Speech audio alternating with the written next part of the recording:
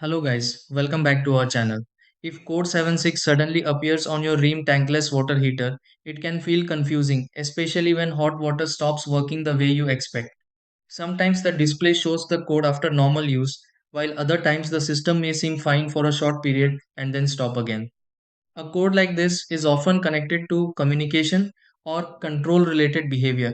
But simple things like loose connections, temporary interruptions, or settings that need refreshing can sometimes play a part too.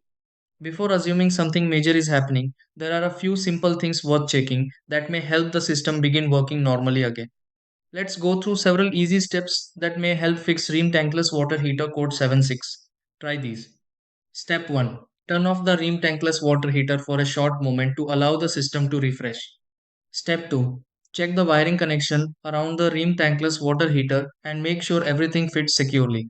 Step 3. Review the control display on the Rheem Tankless water heater and confirm code 76 still appears. Step 4. Make sure the area around the Rheem Tankless water heater stays clear for smooth operation. Step 5. Restart the ring tankless water heater after checking connections and settings.